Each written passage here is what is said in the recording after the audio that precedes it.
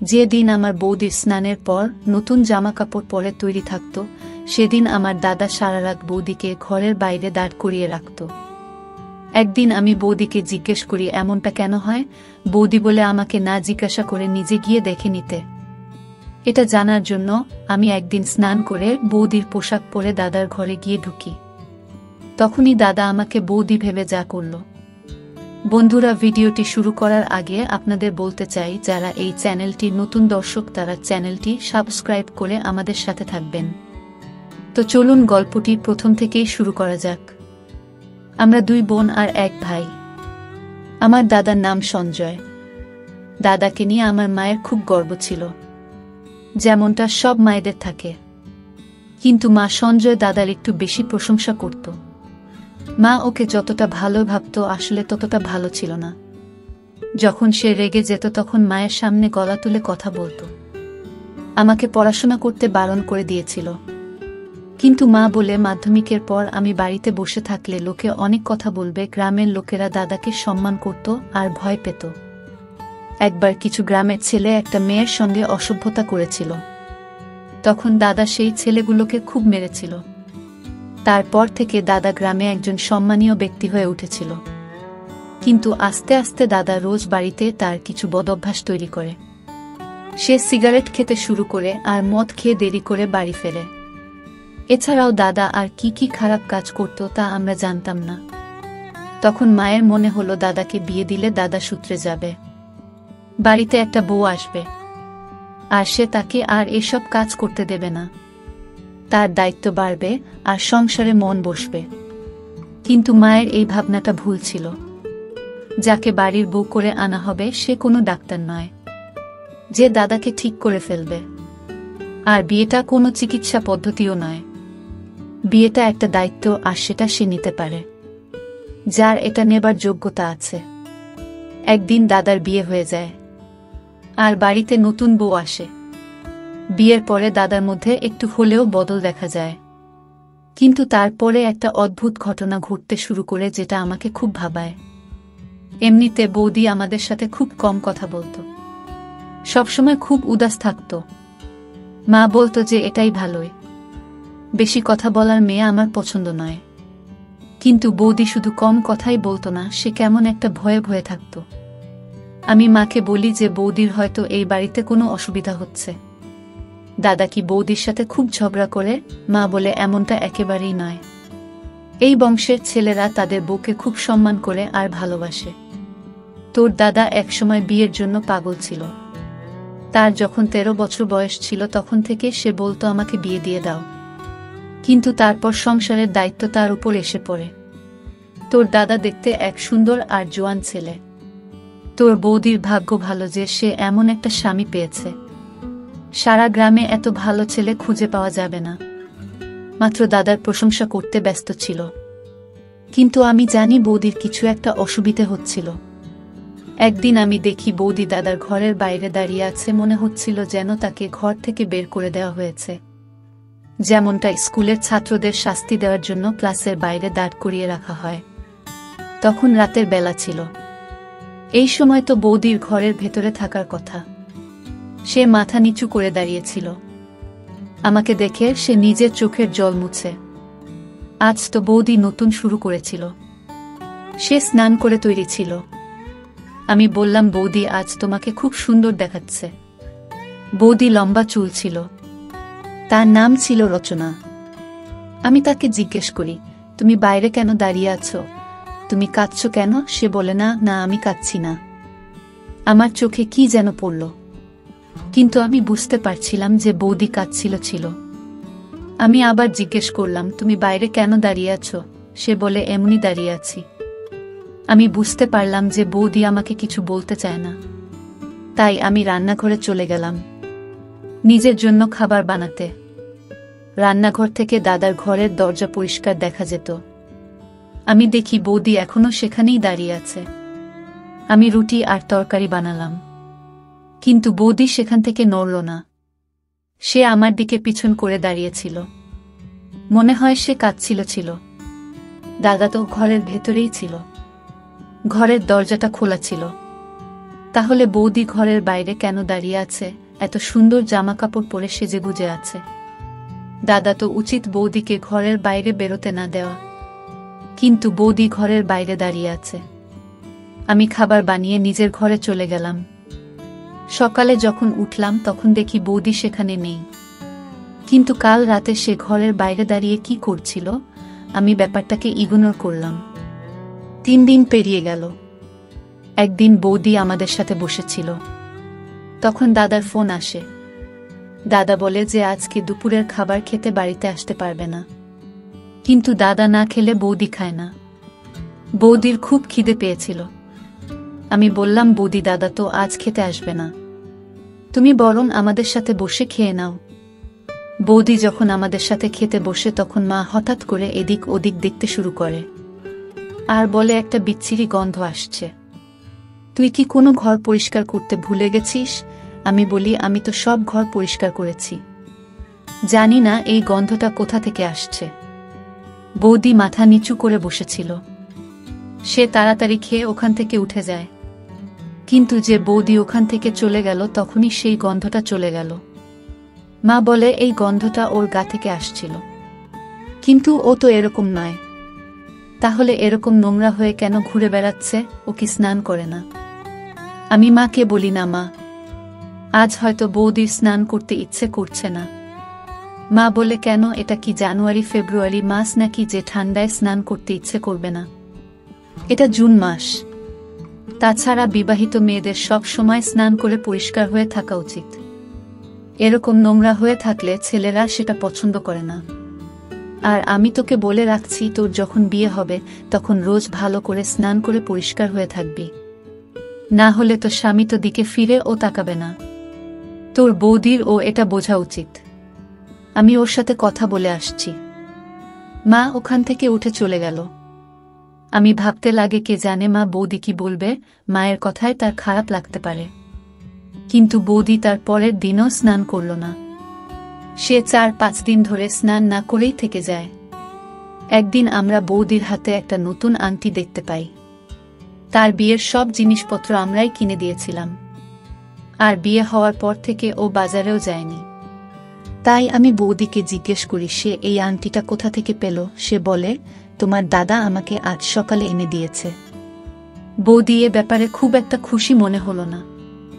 আমি বলি, সে তো খুব ভালো কথা, দাদা আজকাল খুব ভালো মনে আছে দেখছি। সে বলে, হ্যাঁ, এখন তো মুড ভালো আছে, কিন্তু রাত অবধি সেটা ভালো থাকবে কিনা কে জানে।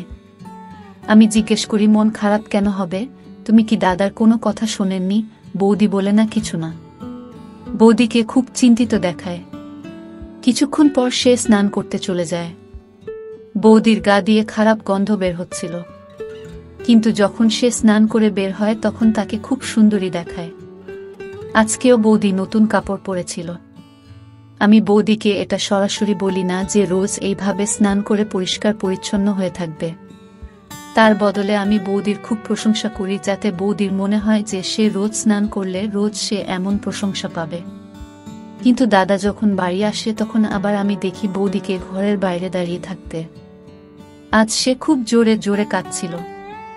আমি জিজ্ঞেস করি, বৌদি কি হয়েছে? সে আমাকে ইশারায় চুপ করতে বলে, যাতে দাদা কিছু শুনতে না পায়। আমি আস্তে আস্তে জিজ্ঞেস করি, তোমার কি হয়েছে, আর তুমি ঘরের বাইরে কেন দাঁড়িয়ে আছো? বৌদি বলে, তুমি একদিন জানতে পারবে আমি কেন এখানে দাঁড়িয়ে আছি। এই বলে সে আরো কাঁদতে শুরু করে। আমি বৌদির হাত ধরে তাকে ওখান থেকে শুইয়ে একটু দূরে নিয়ে এসে জিজ্ঞেস করি, কি হয়েছে, আমাকে সব খুলে বলো। বৌদি বলে, তুমি জানো তোমার দাদা মদ খায়? আমি বলি, হ্যাঁ আমি জানি, কিন্তু মা বলেছিল যে বিয়ের পর দাদা এসব ছেড়ে দেবে। বৌদি বলে, কে বলেছে ও সব কিছু ছেড়ে দেবে? ও এখনো মদ খায়। আমি বলি, সে তো বুঝলাম যে দাদা এখনো মদ খায়, কিন্তু তার সাথে তোমার ঘরের বাইরে দাঁড়িয়ে থাকার কি সম্পর্ক? বৌদি বলে, আমি জানি না, আমি কিছু জানি না, আমাকে ছেড়ে দাও, আমাকে ওখানেই দাঁড়িয়ে থাকতে দাও। আমি কিছুই বুঝলাম না। কিছুদিন পর বৌদি আমার স্নান করা বন্ধ করে দেয়, আবার ওর গা থেকে দুর্গন্ধ বেরোতে থাকে। এই গরমের সময় যদি কেউ 57 দিন স্নান না করে তাহলে তার গা দিয়ে গন্ধ বের হবে। বৌদি যখন মায়ের কাছে এসে বসত তখন নাক চাপা দিত। আমি মাকে ইশারা করলাম কিছু না বলতে, কিন্তু মা বলতে থাকে ওর স্নান করতে অসুবিধা হয়। আমি বুঝতে পারি না ওর মা কি ওকে কিছু শিখে পাঠায়নি, কিন্তু বৌদিকে খুবই চিন্তিত, উদাস, তার লজ্জিত দেখাচ্ছিল। বৌদি যেদিন স্নান করত সেদিন দেখতাম তাকে ঘরের বাইরে দাঁড়িয়ে থাকতে, আর যেদিন সে স্নান করত না সেদিন দেখতাম দাদার মুখ খুব ভালো থাকত। সে বৌদির জন্য গিফট নিয়ে আসত, মাঝে মাঝে তার জন্য বিরিয়ানিও আনত, কারণ বাড়িতে ডাল রান্না হতো, আর বৌদি বলতো তার ডাল খেতে ভালো লাগে না। বৌদির এত আবদার দাদা মেনে নিত, কিন্তু এমনটা কেন হতো যে যেদিনই বৌদি স্নান করে নতুন জামা পরে থাকত সেদিন দাদা তাকে ঘর থেকে বের করে দিত। এসবের মানে কি? মা তো বলতো যে ছেলেদের পরিষ্কার পরিচ্ছন্ন মেয়ে ভালো লাগে, যার গা দিয়ে ভালো গন্ধ আসে, যে ভালো করে চুল বাঁধে। বৌদি যেদিন নতুন জামা পরে সেদিন তাকে খুব ভালো আর সুন্দরী দেখায়। বৌদি আসলে খুব সুন্দর দেখতে, তার গায়ে রং খুব ফর্সা, তাকে সব রঙের জামা পরলে ভালো লাগে। কিন্তু এমনটা কেন যে যেদিন বৌদিকে বেশি সুন্দর দেখায় সেদিন দাদা বৌদির সাথে ঝগড়া করে, তাকে ঘর থেকে বের করে দেয়। আর যেদিন বৌদির গা দিয়ে খারাপ গন্ধ বেরোয় সেদিন দাদা তার সব বায়না মেনে নেয়, তার জন্য গিফট নিয়ে আসে। এবার আমাকে কিছু একটা করতেই হবে। এসব কি হচ্ছে? দাদার এ কেমন রুচি? একদিন আমি বৌদিকে জোর করে জিজ্ঞেস করলাম, এসবের মানে কি? বৌদি বলে, একদিন তুমি নিজেই সব কিছু জানতে পারবে। আর একদিন আমি সব সত্যিটা জানার সুযোগও পেয়ে গেলাম। একদিন বৌদি হঠাৎ তার বাপের বাড়ি চলে যায়। তার বাপের বাড়ি থেকে ফোন এসেছিল যে তার মা খুব অসুস্থ। আমার মা ও বাড়িতে ছিল না, তার এক বন্ধুর বাড়িতে গিয়েছিল। বৌদি আমাকে বলে গেছিল যে তোমার দাদা ফোন তুলছে না, সে যখন বাড়ি আসবে তখন তাকে বলে দিও যে আমার মায়ের শরীরটা খারাপ, তাই আমি বাপের বাড়িতে গিয়েছি, না হলে তোমার দাদা আমাকে খুব বকা দেবে। আমি জিজ্ঞেস করলাম, দাদা বোকা কেন দেবে? তুমি কি তোমার বাপের বাড়ি যেতে পারো না? সে বলে, না, বলে যাওয়াটা ঠিক নয়। আমি বলি, তুমি চিন্তা করো না, আমি আছি তো, আমি বলে দেব, তুমি নিশ্চিন্তে তোমার মায়ের কাছে যাও। বৌদি তাড়াহুড়োতে নিজের ফোনটা বাড়িতে ফেলে চলে যায়। বৌদি চলে যাওয়ার পর আমার মাথায় একটা আইডিয়া আসে। আমি ঠিক করে ফেলি আমাকে কি করতে হবে।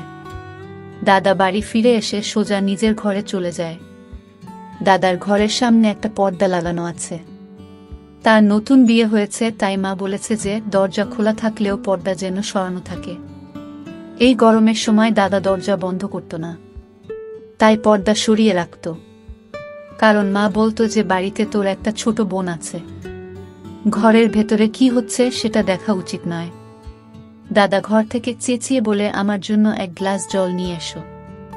আমি চটপট স্নান করে বৌদির একটা জামা পরে দাদার ঘরের বাইরে গিয়ে দাঁড়ায়। এমনভাবে দাঁড়াই যাতে পর্দার ওপার থেকে দাদা শুধু আমার পাটা দেখতে পায়। আমি বৌদির একটা জামা পরে নিয়েছিলাম, আমিও বৌদির মতো সুন্দর দেখতে ছিলাম। আমার গায়ের রং বৌদির মতনই ফর্সা ছিল। আমি যখন ঘরের বাইরে এসে দাঁড়াই তখন দাদা ভেতর থেকে দেখতে পায় যে আমি বাইরে দাঁড়িয়ে আছি। তারপর আমার দাদা কিছু অদ্ভুত অদ্ভুত কথা বলতে শুরু করে। প্রথমে আমি কিছুই বুঝতে পারছিলাম না, কিন্তু যখন আমি বুঝতে পারলাম তখন আমার পায়ের তলা থেকে মাটি সরে গেল। বন্ধুরা, ভিডিওর মাঝখানে আবারও বলতে চাই, যারা আমাদের এই ছোট্ট চ্যানেলটি নতুন দর্শক তারা চ্যানেলটি সাবস্ক্রাইব করে আমাদের পাশে থাকবেন। দাদা বলে, আচ্ছা তুই আজ আবার স্নান করেছিস, তুই নিজেকে খুব সুন্দরী মনে করিস তাই না? তুই এভাবে স্নান না করলে সারা গায়ে ময়লা জমে যাবে, তোর গায়ের রং কালো হয়ে যাবে, তাই তুই রোজ স্নান করে আসিস তাই না? তারপর আমার পায়ের দিকে কিছু একটা ছুঁড়ে মারে। এখন ভূতের মতো দাঁড়িয়ে আছিস কেন?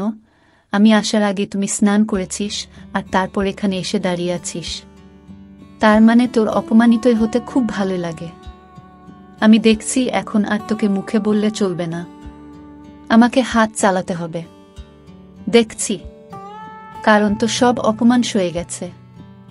আমি যখন বারবার বলেছি যে আমার পরিষ্কার পরিচ্ছন্ন মেয়ে পছন্দ নয়, তখন বারবার কেন স্নান করিস তুই? দাদা খুব বাজেভাবে চিৎকার করছিল। আমি তখন বুঝতে পারছিলাম বৌদি কেন দাদাকে এত ভয় পেত। আজ আমি বুঝতে পারি যে বৌদি কেন স্নান করত না, কারণ স্নান করলে দাদা তার উপর এভাবে চেঁচাত। কিন্তু আমি এটা বুঝতে পারছিলাম না যে দাদা এমনটা কেন করত। দাদা অনেক কথা বলতে থাকে, বলে তোকে আমি স্নান করতে বারণ করেছিলাম না, তাও তুই স্নান করেছিস, তোর কি আমাকে রাগাতে ভালো লাগে। তারপর দাদা গালিগালাজ করতে শুরু করে। এবার আমার ধৈর্যের সীমা পেরিয়ে যায়। আমি পর্দা সরিয়ে ভেতরে ঢুকে পড়ি। দাদা আমাকে দেখে চমকে যায়, আর আমিও দাদাকে দেখে অবাক হয়ে যাই, কারণ দাদা বিছানায় বসে কি যেন খাচ্ছিল, সেই খাবার থেকে একটা খারাপ গন্ধ আসছিল। দাদা বলে, তুই এখানে তোর বৌদির জামা কাপড় পরে কি করছিস? তোর বৌদি কোথায়? আমি বলি, তুমি এসব কি খাচ্ছ? এসব খাবার শরীরের পক্ষে ভালো নয়, এইসব খেজো না। তখন দাদা মাথা নিচু করে বলে, এর মানে তুই সব কথা শুনে ফেলেছিস? আমি বলি, হ্যাঁ, আমি সব কথা শুনে ফেলেছি। এবার তুমি আমাকে বলো এসবের মানে কি? তুমি বৌদির সাথে এরকম ব্যবহার কেন করো? তুমি এত ভালো একটা বউ পেয়েছো আর তার সাথে এরকম ব্যবহার করছো, আর তুমি এখানে বসে এসব আজে বাজে খাবার কেন খাচ্ছ? বাড়িতে তো অনেক ভালো খাবার রান্না হয়েছে। বৌদি তার বাপের বাড়িতে গেছে, তার মায়ের খুব শরীর খারাপ, সে আমাকে বলে গেছে তোমাকে জানিয়ে দিতে। কিন্তু এতদিনে বাড়িতে যা যা হচ্ছিল তা আমায় খুব চিন্তায় ফেলে দিয়েছিল। তাই আমি জানতে চেয়েছিলাম যে তুমি বৌদির উপর কেন রেগে যেতে। তারপর দাদা আমাকে সব কথা বলে। আমি শুনে অবাক হয়ে যাই। সে বলে, অনেক বছর আগেকার কথা, তখন আমরা খুব গরিব ছিলাম। তোর বয়স তখন 2.5 বছর, তাই তো সেই সব দিনের কথা হয়তো মনে নেই। আমরা এত গরিব ছিলাম যে আমরা খেতে পেতাম না, বাড়িতে একটা টাকাও থাকতো না। আমি লোকের বাড়িতে ঝাড়ামোছা করে 11 টাকা করে জমিয়ে 6 টাকার মধ্যে সবজি কিনে আনতাম। তারপর আমরা 3 জন খেতে পেতাম। তারপর আমি অনেক চেষ্টা করেও কোনো কাজ জোগাড় করতে পারলাম না। আমি দেখতে শুনতে তো ভালো ছিলাম, কিন্তু আমি কোনো কাজ জানতাম না। আমি লেখাপড়া করিনি। আমি বুঝতে পারছিলাম না আমি কি করব। তারপর বাবাও এই পৃথিবী ছেড়ে চলে যায়। তখন আমি একটা পণ্ডিতের সাথে দেখা করি। সে আমাকে বলে যে একটা উপায় আছে যেটা করলে আমার কোনোদিন টাকা পয়সার অভাব হবে না।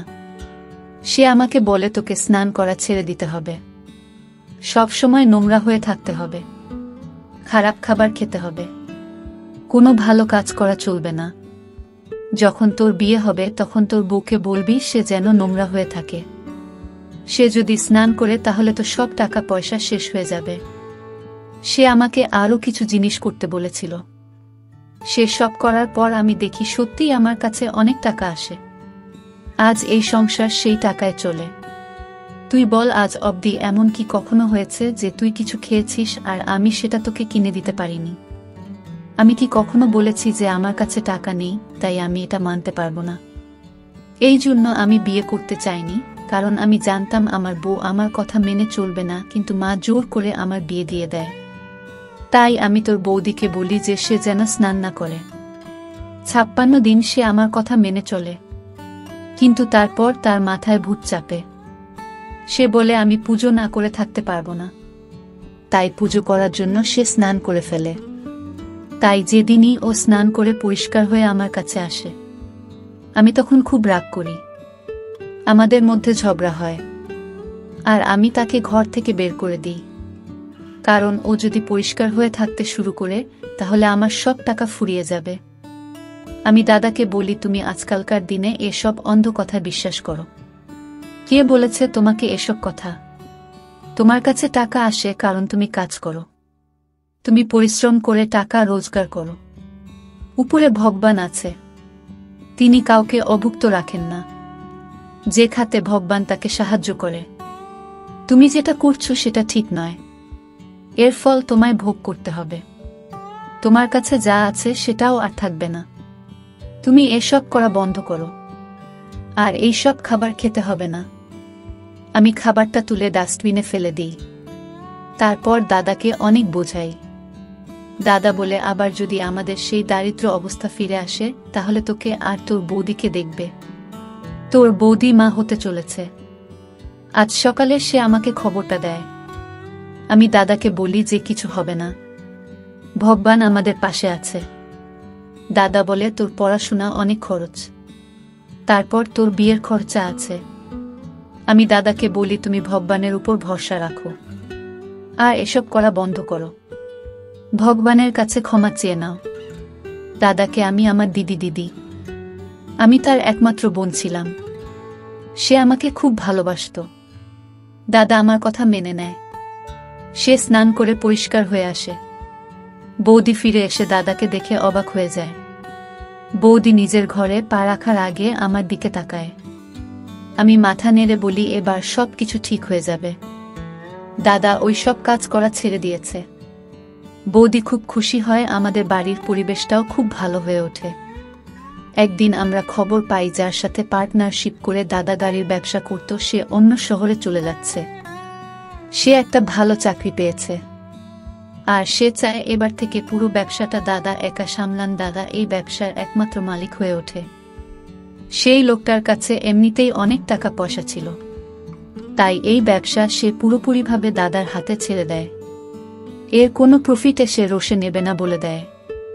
তার মানে এবার থেকে এই ব্যবসায় পুরো প্রফিটটাই আমাদের। দাদা স্বীকার করে যে সে ভুল ভেবেছিল। মানুষ পরিশ্রম করলে ভগবান তাকে সাহায্য করে। পরিশ্রমের ফল মানুষ একদিন ঠিক পায়। আজকাল দাদা খুব পরিষ্কার পরিচ্ছন্ন হয়ে থাকে। আমার ভালো লাগে দেখে যে দাদা নিজেই ভুলটা বুঝতে পেরেছে। আমাদের বাড়িতে বেশ ভালো টাকা আসতে থাকে। বৌদি ও সুখবরটা সবাইকে জানিয়ে দেয়। সব কিছু ঠিক হয়ে যায়। কিন্তু আমি এখনো ভাবি যে কি দাদাকে এসব ভুল বুঝিয়েছিল। যে দাদাকে এসব কথা বলেছিল সে মোটেই ভালো মানুষ নয়। বিপদে পড়লে মানুষ এসব ভুল পরামর্শ মেনে নেয়, কিন্তু তাতে কোনো লাভ হয় না। দাদার কাছে যে টাকা আসছিল সেটা তার পরিশ্রমের ফল ছিল। আজকাল দাদা বলে যে আমি ঠিক সময় তার চোখ খুলে দিয়েছে। ভগবানের কৃপায় এখন আমাদের বাড়ির অবস্থা খুব ভালো। কিন্তু আপনাদেরকে বলে রাখি যে কখনো নিজের উপর থেকে আস্থা হারিয়ে ফেলবেন না, কারণ ভগবান ছাড়া কেউ আপনাকে কিছু দিতে পারবে না। প্রিয় বন্ধুরা, গল্পটি কেমন লেগেছে তা অবশ্যই কমেন্ট করে জানাবেন। আর নিয়মিত এমন আলাদা স্বাদের গল্প শুনতে ভিডিওটিতে লাইক এবং চ্যানেলটিকে সাবস্ক্রাইব করে সাথেই থাকুন। ধন্যবাদ সবাইকে।